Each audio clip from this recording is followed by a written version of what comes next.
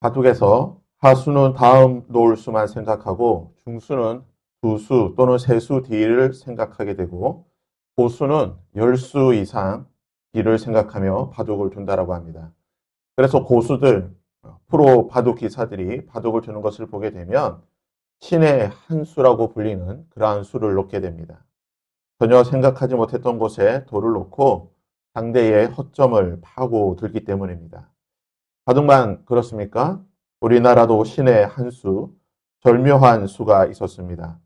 1970년대 우리나라 경제가 발전할 때에 삼성은 세계가 무모하다고 조롱하였던 반도체 산업에 도전을 하게 됩니다. 삼성의 이 한 수는 우리나라 경제를 이끌고 오늘 우리나라 한국의 모든 경제를 이끌고 있는 신의 한 수가 되었습니다. 우리 인생도 신의 한 수가 있습니다. 그리고 무엇보다 하나님께서 하시는 모든 일은 말 그대로 신의 한 수인 것입니다. 입다와 입산, 엘론과 압돈까지 21년 동안 이스라엘에는 짧은 평화의 시기가 있었습니다. 하나님이 주시는 이 평화의 시기에 이스라엘은 다시 하나님 앞에 범죄하게 되고 하나님의 은혜를 헛되이 누리게 됩니다. 1절 말씀해 보시면 이스라엘 자손이 다시 여호와의 목전에 악을 행하였다라고 말합니다. 그 결과 그들은 40년 동안 블레셋 자손의 손에 넘겨지게 되고 블레셋에 의해 식민 지배를 받게 되는 그러한 고통을 겪게 되었습니다. 21년이라고 하는 이 짧은 시간 동안 그들은 하나님이 주신 은혜를 잊어버리게 되고 다시 우상 숭배를 하게 됩니다. 블레셋은 지도에서 보듯이 유다 옆에 있는 해안 지역에 있는 그러한 족속들입니다. 블레셋은 유다를 중심으로 한 이 남쪽 지파를 지배하게 되고 통치하게 되는데요. 시간이 어느 정도 흐르게 되자 블레셋과 직접적으로 맞닿아 있던 이 단 지파는 상당한 고통과 어려움을 겪게 됩니다. 단 지파는 두 번의 인구 조사를 통해서 큰 인구의 변화가 없이 그냥 편안한 삶을 살고 있던 자들입니다. 1차 인구 조사 때는 62,700명, 그리고 2차 인구 조사 때는 64,400명. 그러니까 단지파에게는 큰 어려움도 없고 큰 복도 없이 그냥 무난한 평범한 삶을 살고 있던 지파였습니다. 가나안 정착 이후 300년의 시간이 지났고 사사기의 여러 기록들을 살펴보게 되면 단지파는 여러 전쟁 가운데에 직접적으로 전쟁을 참여하고 이끌었다는 기록이 없습니다. 이러보건대 아마 단지파는 그들의 인구에 큰 변화가 없이 그냥 무난한 삶을 살았던 것 같습니다. 그러기에 아마 이 단지파의 인구는 이스라엘 12지파 가운데에서도 상위권에 있던 그런 수준이지 않았을까 생각이 됩니다. 이 말은 단지파에게 어느 정도의 군사력이 있었다는 것입니다. 고대로부터 지금까지 군사력은 곧 힘의 측도가 됩니다. 권력의 측도가 되는 것입니다. 그런데 특이하게 300년의 시간 동안 단지파에서는 사사가 나오지 않았습니다. 군사력도 있고 인구수도 있고 모든 것을 갖추고 있음에도 불구하고 300년 동안 진행된 하나님의 구원의 역사 가운데에 단지파만 사사가 나오지 않는, 어떻게 보면 하나님의 구원의 역사에 살짝 벗어나 있는 그런 느낌을 주고 있습니다. 단지파는 사사도 없고 그렇다고 해서 이 여러 번의 전쟁을 통해서 큰 공을 세운 적도 없고 또한 전쟁에 직접적인 피해도 입지 않았던 그냥 무난한 300년을 보내게 된 것입니다.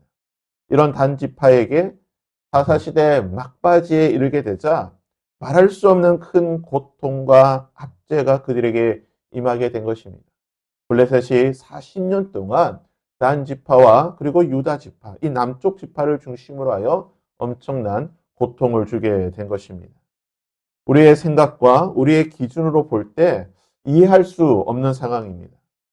왜 하나님께서 지난 300년 동안 단지파에게 큰 축복도 그렇다고 해서 큰 심판도 주시지 않고 어떻게 보면 하나님의 구원의 역사에 살짝 벗어나 있는 그저 그런 평범한 삶을 살고 있었던 이 단지파에게 그렇게 갑자기 큰 고통과 재난을 주시는가? 그들이 어떤 심각한 우상 숭배나 결격 사유가 있었던 것도 아닌데 왜 갑자기 이런 일들이 그들에게 있게 되는 것인가? 우리가 전혀 이해할 수도 없고 또한 짐작조차 할 수 없지만 여기에는 하나님의 절묘한 한수, 신의 한수가 숨어 있는 것입니다. 단지파 사람 중에 마노아라고 하는 사람이 있었습니다. 본문의 말씀에 보시면 그에게는 자녀가 없었습니다. 오랜 시간 동안 불임으로 인해 아마 이들은 자녀를 우리가 갖게 된다라고 하는 것은 아마 불가능한, 그래서 자녀를 갖는 것을 포기하고 그들은 살았을 것입니다. 더군다나 이 시대는요, 블레셋이 압제를 하기 시작한 고통의 시대였습니다. 자녀를 낳아봐야 블레셋으로부터 이 압제를 당해 큰 고난과 어려움을 겪게 되고 혹여나 전쟁이 일어나게 되면 전쟁에 끌려가서 언제 죽을지 알 수 없는 그냥 꿈과 희망도 없는 이런 절망의 시대에 자녀가 없는 것이 오히려 그들에게 더 큰 복일 수도 있던 그런 시대였습니다. 어느 날 마노아의 아내에게 여호와의 사자가 나타나게 되고 그가 아들을 낳게 될 것이고 특별히 그 아들은 나실인으로 구별된 삶을 살게 될 것이라고 말하고 있습니다.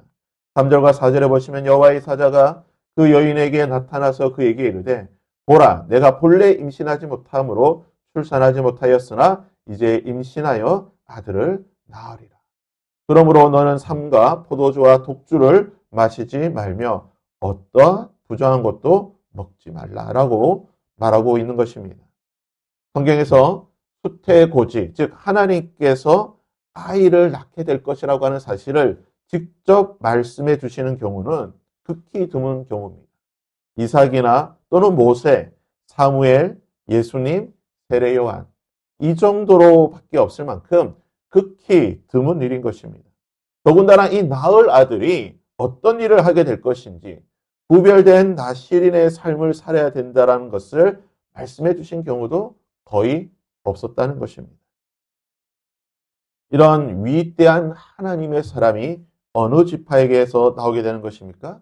한 지파에게 나오는 것입니다.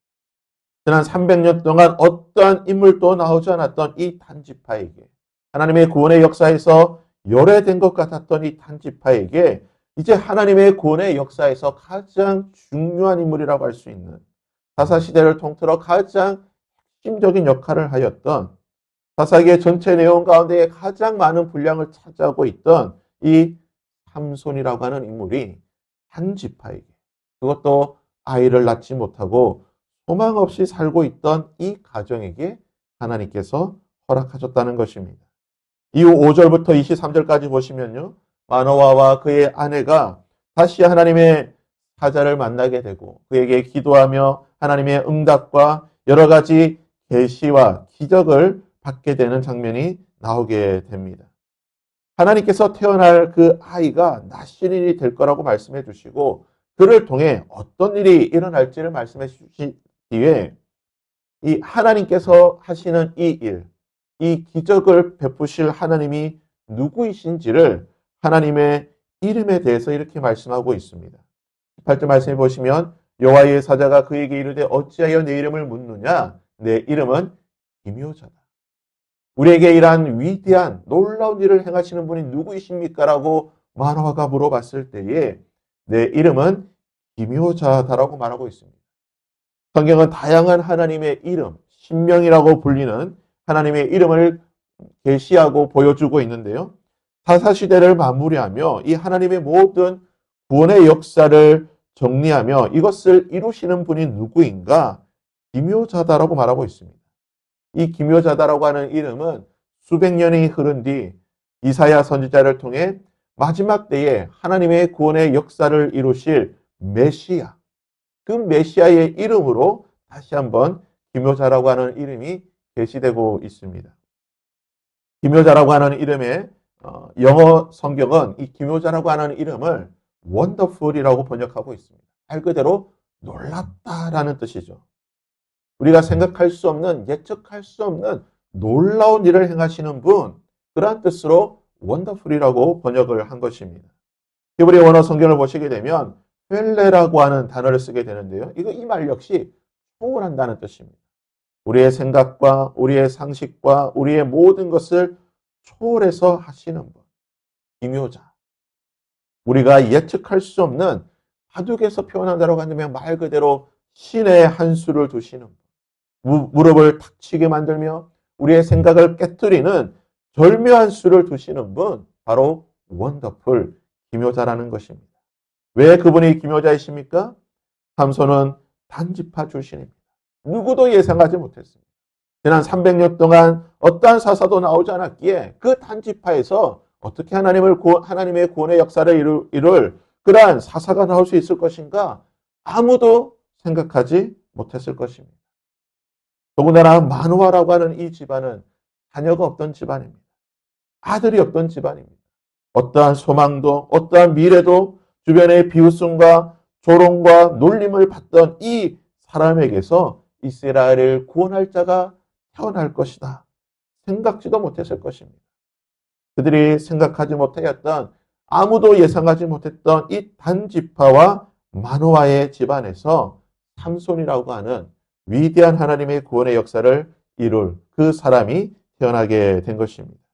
더군다나 블레셋에 의해 통치와 지배를 받고 있다.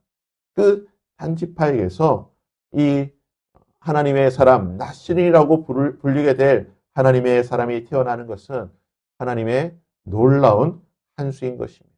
원더풀한, 우리가 예측할 수 없는 기묘한 하나님의 섭리인 것입니다. 사랑하는 여러분, 이런 말이 있습니다. 끝날 때까지 끝난 것이 아니다.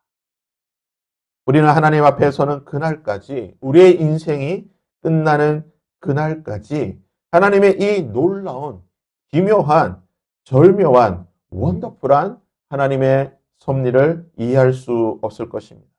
왜 나의 삶 가운데에 또는 나의 자녀의 삶 가운데에 이러한 일들이 일어나고 있는가? 때로는 우리가 원망하고 한탄하고 아쉬워하고 때로는 불평할 수도 있겠지만 그 모든 것을 통하여 하나님은 지금도 신의 한 수를 준비하고 계시다는 것입니다.